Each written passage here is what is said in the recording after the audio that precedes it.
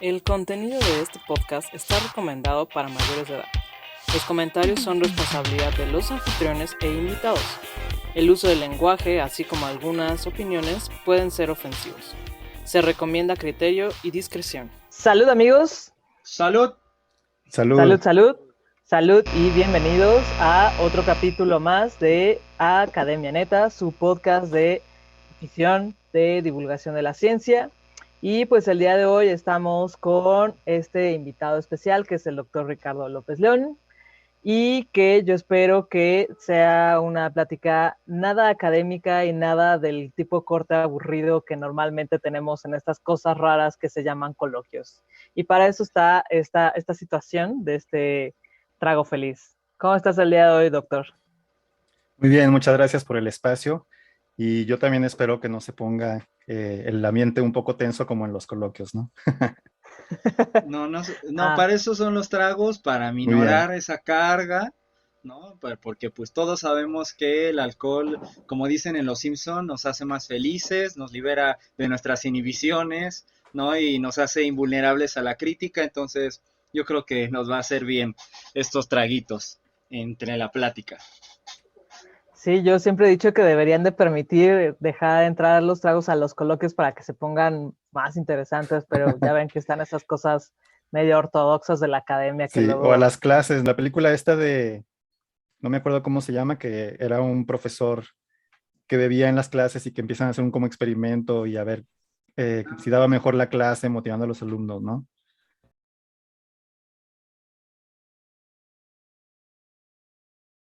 Y después de un breve problema técnico, entonces estábamos platicando con el doctor, que pues sí, tal vez deberían de dejar pasar los tragos a los coloquios y todas estas cosas de posgrado, porque yo creo que se pondrían más interesantes. Sí, ya De revisé hecho, ahí en sí, el corte, se llama Una ronda más la película, Drunk, que estuvo nominada, no sé si ganó algo así.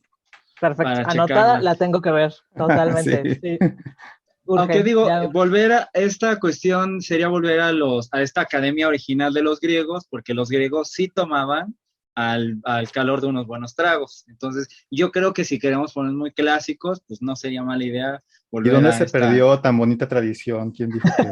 quién sabe. Esa, esa debe ser la pregunta que nos debería de ocupar muchísimo tiempo en los posgrados, de decir, ¿por qué? ¿Por qué? O sea, ¿en qué momento alguien, o quién fue el culpable que dijo, ¿Quién no, sabes dijo? qué? Cancela, Sí, se cancela. exactamente, sí. Estoy muy de acuerdo, estoy muy de acuerdo. Pero bueno, vamos a rescatar esa bonita tradición clásica y es lo que hacemos en el podcast y además de estar tomando y tener un pretexto para tomar, pues nos gusta platicar con la gente que normalmente pasa su tiempo con la nariz metida en los libros, con los ojos hirviendo de estar frente a las computadoras tanto tiempo escribiendo y haciendo ciencia en general. Y es lo que vamos a hacer hoy con el doctor Ricardo. Así es que, doctor, ¿cómo ves si empezamos? Si nos vas contando qué carrera estudiaste y qué posgrado, más o menos como cuál ha sido tu línea, digamos, de investigación y especialización. Claro, bueno, yo soy diseñador gráfico y estuve trabajando como diseñador un buen rato y después hice tanto la maestría y el doctorado en la UAM Xochimilco y el posgrado se llama Ciencias y Artes para el Diseño, ¿no? Entonces era un Ok. poco raro cuando inicié el posgrado o cuando estaba buscando un posgrado porque pues es una disciplina que es tradicionalmente práctica. Entonces cuando yo decía que quería estudiar una maestría o las maestrías que existían, pues no eran en investigación, ¿no? O la gente me decía, ¿y para qué quieres una maestría? Así como que pues nada más practícale más para que te salgan mejor los diseños, o no sé, esa era la idea que tenía, ¿no? Y hablar de investigación en diseño pues era muy raro, todavía un poco, ya quizá menos, pero bueno, estoy hablando de hace 15 años más o menos, ¿no? Entonces estudié ese posgrado, yo estaba buscando más bien especializarme en el área de semiótica, como que me apasionaba mucho, no sabía cómo para qué, pero me apasionaba mucho. Y ahí me enfoqué más bien en el área de estética y así estuve en la maestría, ¿no? Y ya viendo la oportunidad, como también tenía en el programa de doctorado, me invitó mi tutora a quedarme y dije, bueno, pues de una vez ya estamos, así que vamos adelante. Después no sé qué vaya a pasar, me va a dar más flojera, lo que sea. Entonces nos seguimos.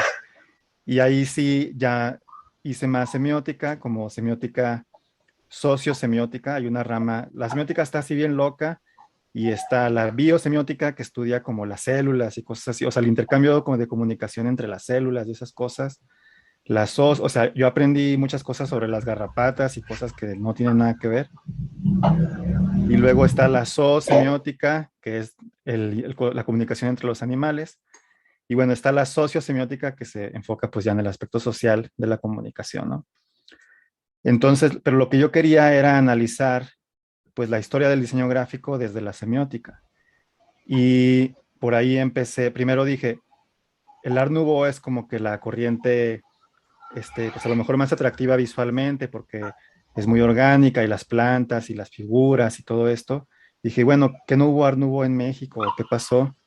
Y ya me metí a ver los anuncios en prensa y descubrí que hay varios anuncios que tienen pues como estilo Art Nouveau y dije, ok, necesito pues un modelo que me permita analizar este tipo de piezas. Entonces analicé anuncios desde el 20 hasta el 68. El 68 paré porque es donde declaran oficialmente que existe la carrera de diseño en México, por eso paré ahí. Entonces, como un poco para decir, hey, antes de que fuera oficial, ya había diseño, ¿no? Y así fue mi formación pues desde licenciado hasta doctor, pero resulta que son temas muy difíciles de publicar, ¿no? Yo publiqué en una revista que se llamaba Pensar la Publicidad, pero bueno, a lo mejor me estoy adelantando a la segunda parte, pero en el primer intento que hago al SNI, pues no quedé porque, pues no sé, o sea, una investigación sobre publicidad suena banal, suena como que a nadie le interesa, y justo me ponían cosas así. Entonces dije, bueno, tengo que buscar otra área que sea como más tradicionalmente válida para poder, si quería entrar al SNI, ¿no? Entonces empecé a hacer estudios sobre educación del diseño, porque eso era otra área llena de huecos, porque generalmente la educación del diseño, pues tradicionalmente, digo, además de las clases teóricas, las prácticas son así, pues vamos a hacer esto y cada quien hágale como pueda, y yo les voy diciendo si van bien, si van mal, y así a grandes rasgos, ¿no? Por ponerlo de alguna manera. Entonces hay muchos huecos y ya me puse a investigar más y resulta que esos huecos no solo existían en México, sino que los habían detectado pues en todas partes del mundo. Entonces dije, ok, esto es necesario, creo que si escribo sobre educación, si investigo sobre educación, pues nadie me la va a hacer de tos y puede ser que tenga más posibilidades de publicar, ¿no? Entonces tengo pues dos líneas de investigación, como quien dice, una es sobre educación del diseño y otra es sobre una cosa que se llama alfabetización visual. Pero si quieren, Wow. ya estoy fuera de la pregunta que era que estudié, entonces aquí me detengo. No, no, Muy bien. tú tranquilo. Para dar un trago es el pretexto, ¿no? No, no, está bien, o sea, de hecho, pues aquí es el espacio para explayarse y pues si te vas por otro lado y te adelantas, pues ya simplemente pues vamos avanzando, no pasa absolutamente nada. Como dijimos, esto no es un coloquio, no es un examen de grado, entonces no es así como delimitarse, entonces no hay ningún problema.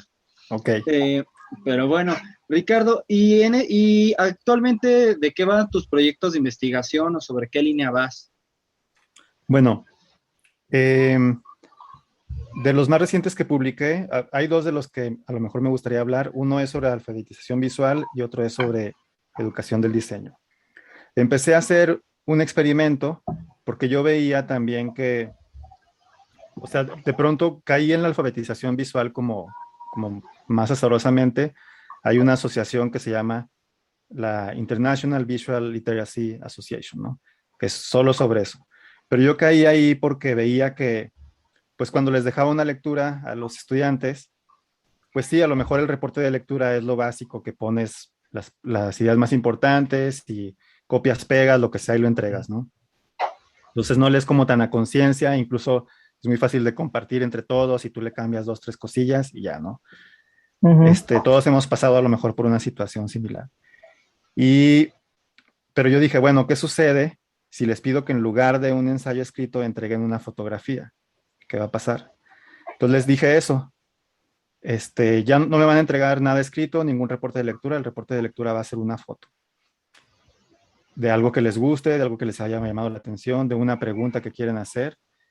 Y entonces hice ese experimento y empezó a funcionar porque resultaba que para hacer la foto me di cuenta que los estudiantes tenían que regresar a veces a leer otra vez. A ver, ¿qué decía aquí? Sí, creo que entonces esta foto sí funciona.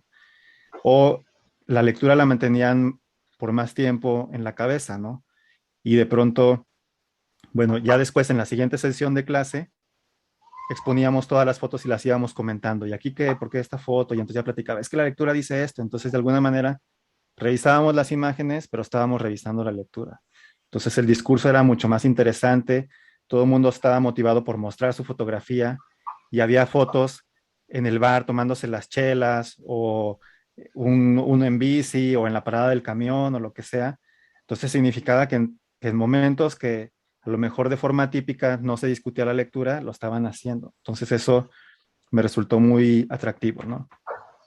Y por ahí me seguí, o sea, ahí de alguna manera yo decía, bueno, cuando uno está estudiando un segundo idioma como el inglés, pues te hacen hablar con los compañeros en inglés, te hacen escribir en inglés. Y yo decía, bueno, si estamos aprendiendo el lenguaje visual del diseño gráfico, pues hay que pedirles las entregas visuales también, ¿no? Así es como caí ahí. Y así me topé con la alfabetización visual y resulta que, bueno, hubo un estudio que hicieron en Estados Unidos sobre cuáles serían las habilidades necesarias para los profesionales del siglo XXI. Y entonces se enlistan un chorro, ¿no? Y entre esas ponen la alfabetización visual. O sea, en el siglo XXI, cualquier profesionista de cualquier área de conocimiento, sociales, biología, ciencia política, lo que sea, necesita saber interpretar y generar imágenes. Y creo que sí, ¿no? Ahora la comunicación es más a través de la imagen que a través de la lengua escrita. Es muy interesante, regreso a mi tesis de doctorado, porque en el 20 ves el periódico y pues hay, bueno, a lo mejor en el 900 ves el periódico y pues hay imágenes así chiquitas, cada 3 páginas, y luego ves cómo a través del tiempo las imágenes van creciendo, hasta en los 60 pues ya páginas completas, ¿no? Entonces fue un cambio del lenguaje completamente. Y ahora con los celulares, los iconos y todo eso, pues la imagen todavía sigue siendo predominantemente más importante, ¿no? Por ahí también hubo un texto del que saqué un libro con unos colegas, se llamaba Giovanni Sartori, el autor, y sacó un libro que se llamaba Homo Videns, y él le tenía pavor, ¿no? Decía, lo de las imágenes va a volver tontos a los niños, va a ser una generación de idiotas dentro de 15 años, y sucedió todo lo contrario. Resultó que los que estuvieron expuestos o estuvimos expuestos a las imágenes, a la televisión, sobre todo el medio de la televisión, son más capaces de resolver problemas, de comunicarse más rápidamente, de entender otras cosas. A lo mejor hay otras fallas, ¿no? Como psicomotricidad o no sé qué, pero sí hubo un avance cognitivo gracias como a la estimulación de la imagen en tu infancia, que era como el gran miedo de Sartori, ¿no? El videoniño le llamaba. Entonces, bueno, si estamos aprendiendo este lenguaje, pues hay que ejercitarlo, pero resulta que es una habilidad necesaria en el siglo XXI. Entonces empecé pues a investigar cómo desarrollarla, cómo incorporarla a las actividades de clase.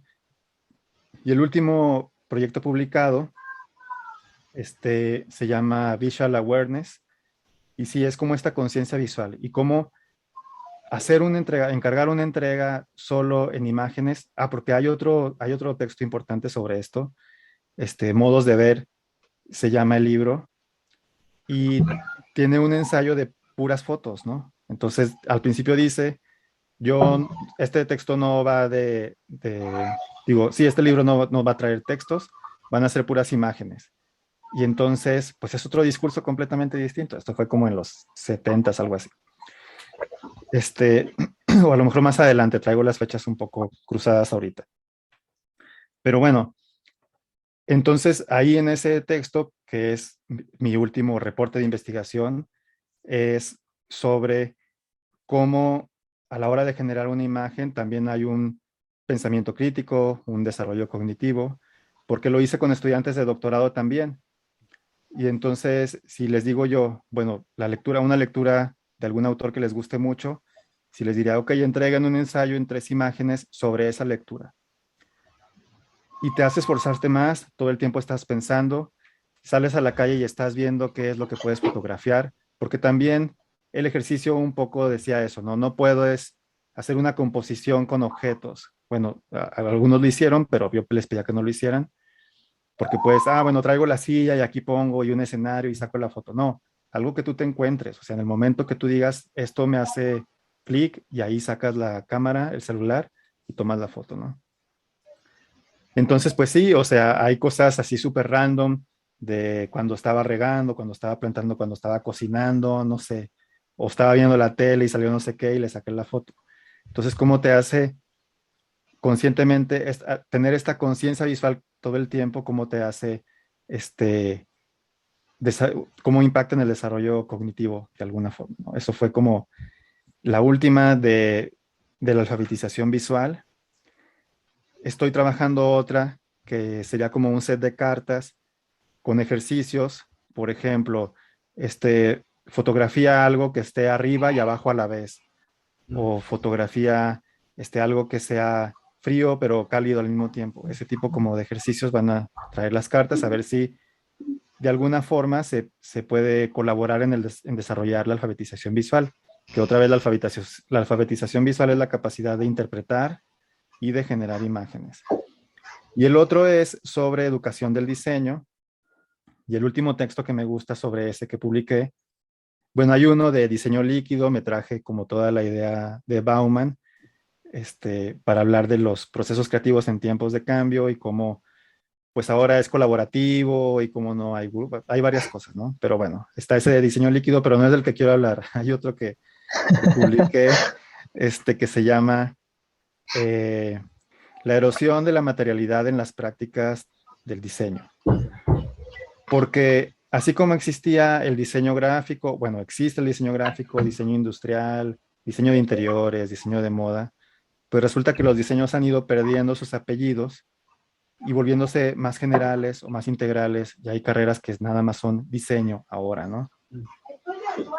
Y resulta que después de algunos estudios, pues los empresarios dicen, necesito gente pues que sepa coordinar, que sepa tomar decisiones, que sepa proponer ideas, leer datos, o sea, habilidades que no son comunes del diseño, pero que se las están pidiendo los diseñadores. Entonces, de alguna forma, esta materialidad de diseñar imágenes, diseñar objetos, diseñar vestimenta, pues empieza a perderse, ¿no? Empieza a perder su tangibilidad y ahora se pueden diseñar o se piden diseñar procesos, se piden diseñar métodos, planes. Entonces, por eso creo que esto de las habilidades del profesionista en el siglo XXI como que me impactó mucho y por eso digo, ok, ¿cuáles serían las habilidades necesarias de un diseñador en el siglo XXI? Pues alguien que sepa planear, organizar, desarrollar procesos, diagnosticar, diseñar un plan de acción, hacer frente a los problemas complejos de la sociedad actual. Y así han surgido las nuevas corrientes, ¿no? Como diseño sostenible, diseño participativo y todas estas, ¿no? Entonces, pues ahí es donde voy. La necesidad de una educación centrada en otro tipo de habilidades no materiales quizás, y entre esas, pues la necesidad de estrategias para desarrollar la alfabetización visual. Yo hablo del diseño, ¿no? Pero creo que sería pues en todas las profesiones. Ya, perdón. Oigan, por el pues rollo, llegué que... como muy largo, pero... No, de veras no te preocupes, por eso no hay ningún problema. Hay como 1000 cosas que estoy pensando ahorita y volteaba para arriba porque justo tengo el libro de Sartori y nada más quería rectificar que fue el que estabas diciendo. Pero me parece, yo sé que siempre digo que estoy fascinada con el tema que nos están platicando en todas las entrevistas y no es porque yo quiera quedar bien con los invitados, sino es porque me parece que hay como una cierta como magia en cómo la gente cuenta las cosas que la apasionan, ¿no? Y creo que por eso siempre digo lo mismo, porque cuando te están hablando de lo que hacen y de lo que investigan, sobre todo en este caso que tiene que ver como con nosotros, con nuestro círculo de la academia, creo que es fascinante ver cómo cada uno de nosotros tiene la habilidad como de encontrar esos huecos y de establecer conexiones donde normalmente no las encontrarías, ¿no? Y qué es lo que estás haciendo ahorita, ¿no? O sea, el ligar el ligar cómo a través de la imagen se pueden como crear conexiones cognitivas, quizá mucho más significativas, que es como lo que estás haciendo en tus clases, ¿no? En lugar de un reporte de lectura, pues pónganlo en práctica tal cual, ¿no? O sea, creando imagen. Entonces creo que eso me parece súper notable. Y creo que también es muy válido en una, como dices, en una sociedad en la que está siendo extremadamente visual, sobre todo que el ser humano es súper visual. O sea, creo que el sentido predominante para el ser humano es el visual, ¿no? Entonces, me parece súper interesante. Y también Sí, como lo que hay decías, algo, ajá, ahí te interrumpo rápido, hay algo que en este claro, libro, Modos de Ver, de Berger, dice, el niño aprende a ver antes de aprender a hablar, ¿no? O sea, comprende las cosas y si tienen hijos, tienen sobrinitos, pues tú ves cómo el niño señala y dice y está comunicándose y está comprendiendo las cosas a través de la vista antes de incluso poder hablar. Por eso, como para comentar eso que estabas diciendo, es súper importante la visión, ¿no? sí, totalmente, totalmente. Y bueno, ya si nos seguimos como con más ñoñadas de la academia, la forma en cómo esta corriente del giro lingüístico hace esto de que, bueno, o sea, hay cosas que no puedes traducir porque tienes en la cabeza, o sea, tienes la imagen en la cabeza, pero traducirlas ya a una cosa, a un lenguaje hablado está cañón, ¿no? Pero bueno, vamos a dejar la ñoñez un poco de lado y vamos a seguir con la entrevista porque si no nos vamos a hacer nosotros nuestro propio coloquio de tu tema de investigación. Es a lo que no queremos llegar el día de hoy, ¿no? Oye, Doc, ¿y por qué crees que esta línea de investigación es importante en general? O sea, no tanto en el ámbito académico, sino en general. En general, bueno, creo que sí, predominantemente, o sea, la imagen está en todas las esferas ya, ¿no? O sea, la tecnología fue lo que vino a hacer, vino a democratizar la imagen. Entonces, cualquiera puede con su celular, con su computadora, desarrollar una imagen y sobre todo interpretarla. Ahora que estuvimos en confinamiento y en pandemia, también por ahí escribí un paper del rol de la imagen en la pandemia y había varios estudios también antes, ¿no? Sobre cómo en un momento de incertidumbre, o sea, nadie sabía cómo venía el virus, cómo estaba todo, si nos íbamos a morir, si nos íbamos a contagiar, todo. Entonces había mucha inseguridad, mucha desinformación y cómo la imagen vino a dar confort, a dar seguridad. O sea, tú veías y el cubrebocas se pone así, las manos se lavan así, ibas a la tienda, ibas al supermercado, párese aquí para estar seguro. Entonces esas imágenes daban seguridad, daban confianza, tranquilizaban y ayudó pues a bajar un poco la ansiedad que todos los demás medios y que toda la información que circulaba estaba provocando, ¿no? Entonces creo que es fundamental aprender a comunicarse a través de la imagen y a interpretarlas, ¿no? Por eso creo que es una línea de investigación muy importante para la vida cotidiana, para el desarrollo de los niños, para el ocio, para los videojuegos, para la educación, etcétera, ¿no? Y yo creo que es muy importante, digo, aquí justo algo que mencionabas y que mencionabas, Arturi, de esta sociedad de idiotas, ¿no? Que, pues, o sea, digo, de hecho todavía, por ejemplo, pues yo conozco a algunos que dicen, no, es que Que el sí son meme idiotas, ok. y los emojis, También, dicen, por ejemplo, pues dicen de eso, por ejemplo, dicen, pues es que se está perdiendo el lenguaje escrito y la oralidad y demás. Pero yo, bueno, o sea, yo pienso que no va por ahí. Justo yo creo que, como dices, o sea, gran parte de nuestra cultura se ha hecho muy visual y, o sea, pero no es como que estemos en retroceso o haciendo algo, simplemente se está transformando la manera como estamos comunicando e interactuando unos con otros. Sí, sí, y bueno, por ejemplo, hay un libro de la historia del diseño gráfico que inicia con las culturas mesoamericanas, ¿no? Y se comunicaban pues a través de imágenes también. justo para allá iba. Sí, Ah, justo. perdón por ganarte la idea.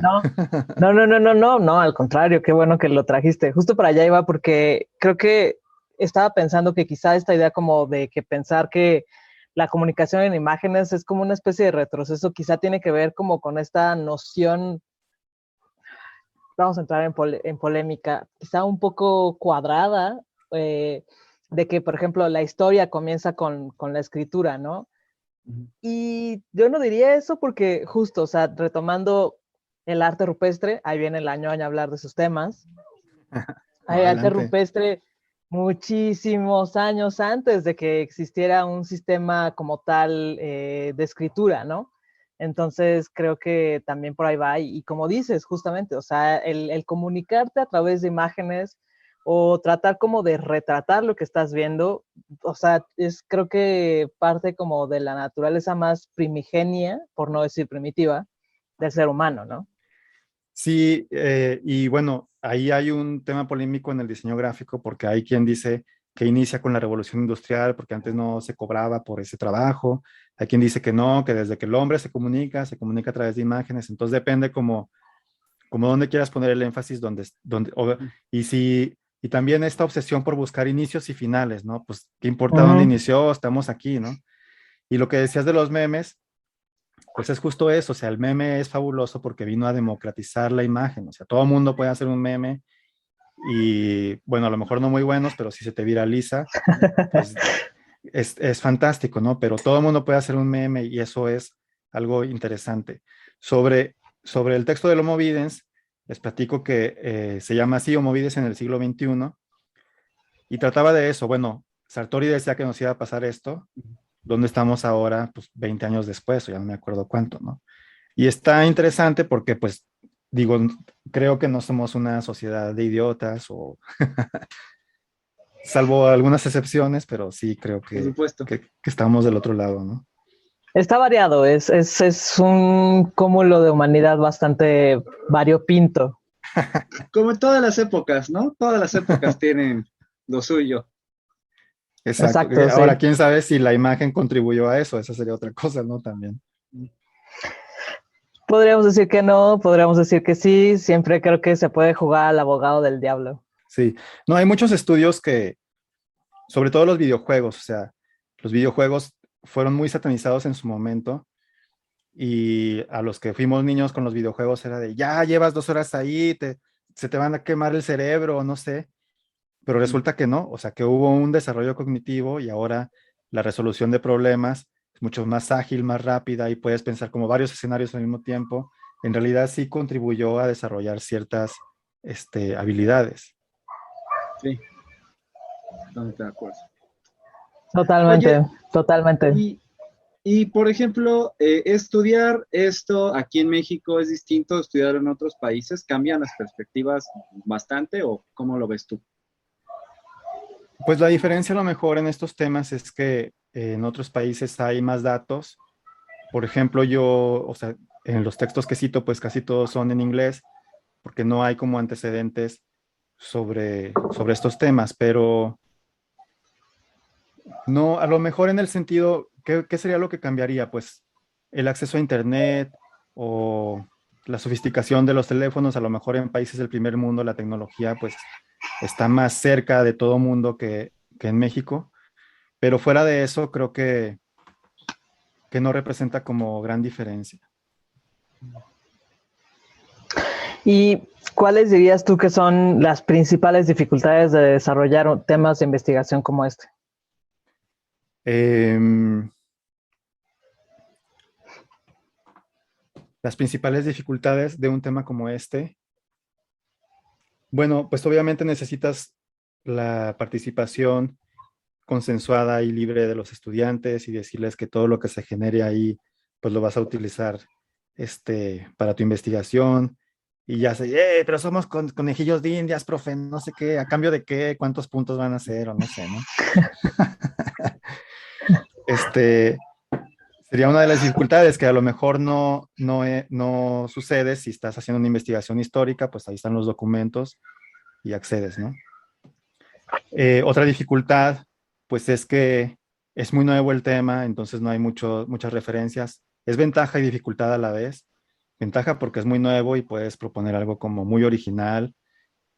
Y dificultad, pues es que nadie te pela. O sea, yo al primer evento que fui a esta asociación que les comentaba de la alfabetización visual, pues presentaba y preguntas y pues no, nadie, ¿no? Entonces, ese primer evento fue como O sea, yo estaba en shock al principio, si no es por una señora ya muy grande, que después, al final del evento, así como ya cuando estaban las copas y el alcohol estaba empezando a circular por el evento, En el mejor momento. y ya cuando eres más fluido en el inglés y no estás así como tan apenado, el alcohol ya te hace hablar mejor inglés. Se acercó una señora y me dijo, lo que estás haciendo es súper importante, estás en la vanguardia. La mala noticia es que estás solo, ¿no? O sea, no tienes quien te siga, no tienes como con quién comentar o alguien que, pues, que apoye tu investigación o decir, estos tres vienen atrás de mí o después de mí, no sé, o antes de mí, ¿no? Entonces esa sería la desventaja de buscar un tema así, que no hay tantas referencias y por lo tanto también, si tu tema es súper original, también es difícil publicarlo. O sea, las revistas también suelen ser conservadoras en ese sentido, ¿no? Y, y digo, de estos diferentes proyectos que has tenido, ¿cuáles serían las conclusiones a grandes rasgos, ¿no? Generales, o lo que has podido llegar en estos proyectos? Que nos puedas compartir, por supuesto. ¿Conclusiones del proyecto te refieres? Sí, sí, o sea, de los que nos mencionaste, pues ¿a qué conclusiones has llegado? Ok, bueno, sobre todo los de la alfabetización visual, todo lo que representa para el estudiante generar una imagen, ¿no? O sea, todas las ventajas que tiene hacer ese ejercicio, ¿no? Están más motivados, recuerdan mejor la imagen, perdón, recuerdan mejor la lectura, los conceptos, reflexionan por más tiempo, la tienen en la cabeza por más tiempo. O sea, yo me llegué a encontrar este post de Facebook de mis estudiantes, así de, me encontré esta silla, esta hubiera estado perfecta para la lectura que hicimos hace 3 semanas, ¿no? Y pues, ¿cuándo sucede eso? O sea, nunca haces la lectura y ya se olvidan de eso. Entonces, ese tipo de cosas, porque en una de las diferentes etapas del proyecto, de los diferentes ejercicios que hice, después de hacer las imágenes y de tener la clase, y ya terminó la clase, ok, ahora los voy a entrevistar, ¿no? ¿Qué tan difícil fue? ¿Qué tan fácil fue? Y entonces al principio, o sea, en lo que coincidía todo el mundo era que decían, yo pensé que iba a ser más fácil, una imagen de la, pues, o sea, aquí está el celular, rápido la saco, ¿no? De la lectura, y se dan cuenta que no, o sea, que le tienen que pensar como para sacar una buena imagen, porque aparte la iban a exponer, entonces, ¿qué voy a decir de mi imagen? Entonces, todo eso en realidad compromete, o sea, impacta en el desarrollo cognitivo, impacta en la motivación del estudiante, en el discurso, porque se animan más a participar, a decir, a opinar de las imágenes de los compañeros, los que son calladillos, pues están emocionados por exponer su imagen y la discusión de las lecturas serán más profundas, ¿no? Esas son como las conclusiones a grandes rasgos del beneficio que tiene. O sea, yo decía, bueno, pues mínimo para que le piensen tantito. La verdad no me esperaba como toparme con esto y resultó pues muy bueno. O sea, son resultados muy buenos hacer este tipo de ejercicios, ¿no? Involucrar más el desarrollo de imágenes. En los textos, en los miles de textos que revisé, dicen eso, ¿no? Cuando estás en el kinder, trabajas con imágenes. Y entonces, y vamos a hacer esto y con las figuritas, obviamente, para trabajar la psicomotricidad fina y todo eso. Y coloreé esto, y ya leímos el cuento, y entonces ahora vamos a hacer un dibujo sobre el cuento.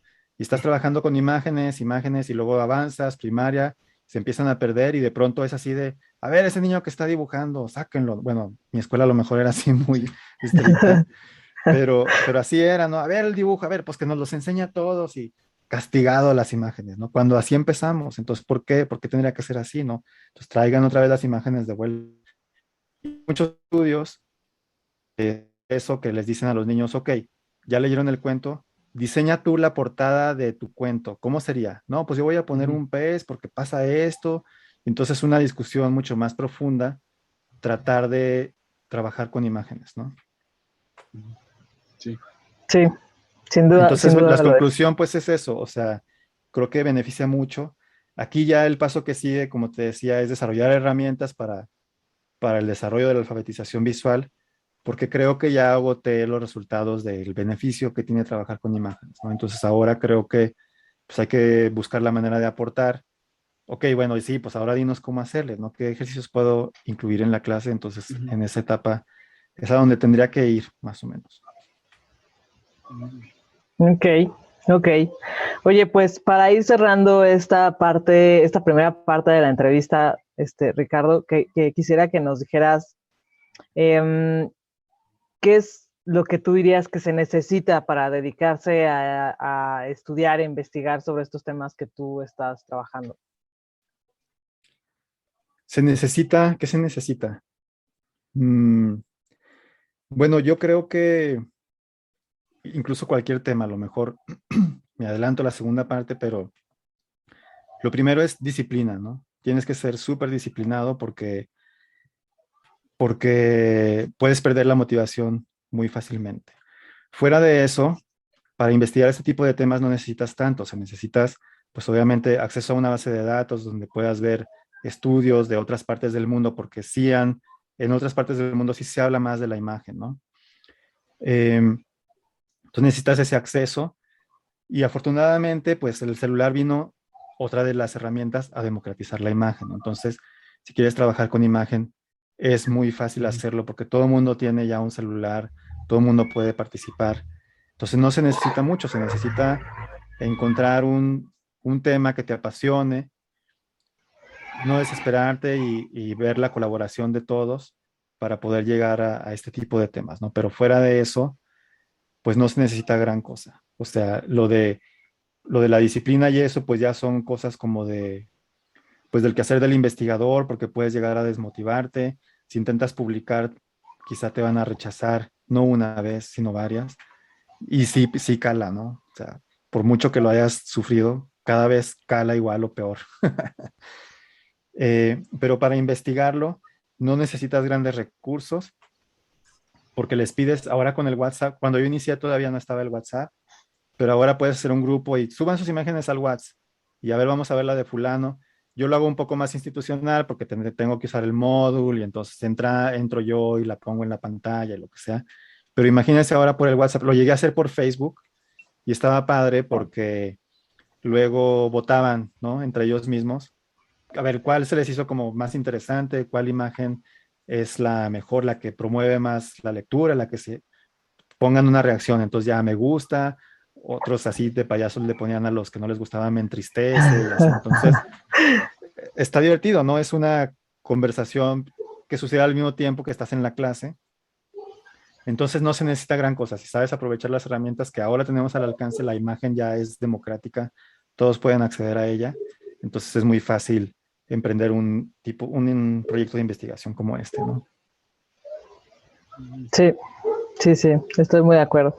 Bueno, pues, estimado doctor, pues muchísimas gracias por compartirnos este ratito sobre tu investigación en general. No sé si quieres agregar algo más o tú, Héctor, para cerrar esta primera parte.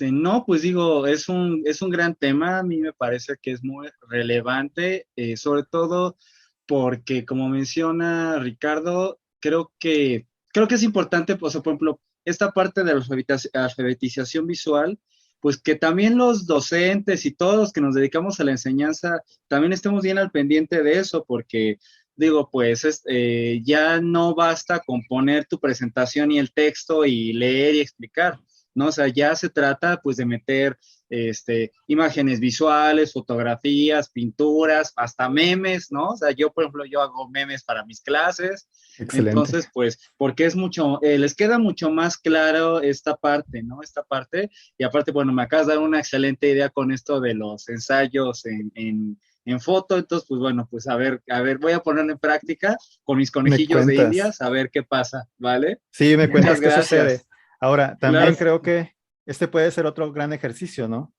Vamos a ver, puede ser, vamos a ver esta película, vamos a leer este texto. Ahora hagan un meme. Hacer un meme también no está tan fácil, o sea, sí. también requiere como de bastante coco y creo que puede ser interesante. Por ahí hay un libro que se llama Book from the Ground, no sé si lo han visto, de un chino, Xu Bing, creo que se llama, y es un libro que escribió con puros emoticones. O sea, entonces Wow. tú lo abres y puedes ir viendo, entró, salió, se comió un sándwich, que no sé qué, Y luego hicieron el de Moby Dick, lo interpretaron con emoticones, también es otro libro que existe. Ok. Entonces, la imagen ya está aquí, ¿no? O sea, ya nos alcanzó, ya no puede ser así como que, satanizarla como lo hacía Sartori.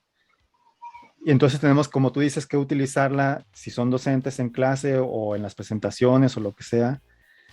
Si es en clase, pues imagínense, un niño está expuesto a un videojuego con unas gráficas impresionantes y todo visualmente impresionante, y llega a la clase y el profe ahí con su texto en la presentación, ¿no? Pues es aburridísimo, es otro lenguaje ya completamente distinto. La imagen ya nos alcanzó, ya está aquí, tenemos que aprender a usarla, ¿no? Sí, yo creo que lo relevante es, o sea, más allá de nosotros como académicos, creo que en general, pues ya también, o sea, nuestra forma de comunicación está cambiando, ¿no? Muchas veces estás hablando con alguien y entonces tienes que hacer como la imagen o la mimética de imitar algún emoji o haces como referencia a algún tipo como de meme, ¿no? Casi siempre, no sé, pienso ahorita en el meme de la señora que está como haciendo cálculos.